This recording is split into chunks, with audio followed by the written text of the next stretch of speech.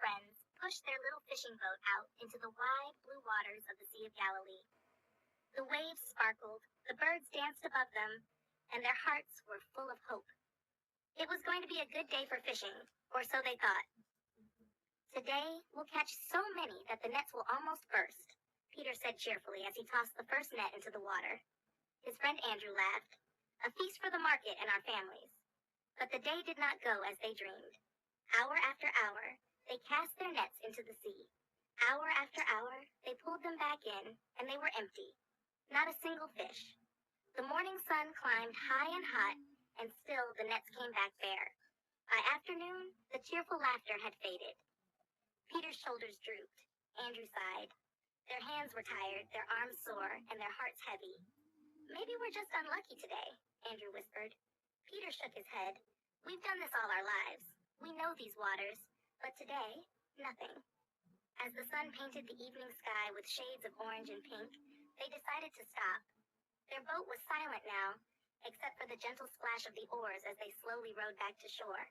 All their hard work felt wasted. They had nothing to show for it. But as they approached the shore, they saw a small crowd gathered. A man stood there, speaking gently to the people. His voice was calm and full of love. It was Jesus. When Jesus saw Peter's empty boat, he smiled. "Simon," he said kindly, for Peter's name was also Simon, "will you take me out a little from the shore, so I may teach the people from your boat?" Though tired and disappointed, Peter nodded. They pushed the boat back onto the water, and Jesus sat down to teach. His words were unlike anything they had ever heard. Words of peace, of love, of a kingdom greater than any on earth. As he spoke, their hearts felt lighter. When Jesus finished, he turned to Peter and said, "Now go out into the deep water and let down your nets again." Peter blinked in surprise. "Master, we have worked all night and caught nothing." His voice was weary, but there was something about Jesus, something that filled him with trust. He sighed and nodded. "But because you say so, I will let down the nets." And so they rowed out once more. With the same nets that had failed them all day, they cast them into the deep. And this time, something miraculous happened. The nets jerked and tugged.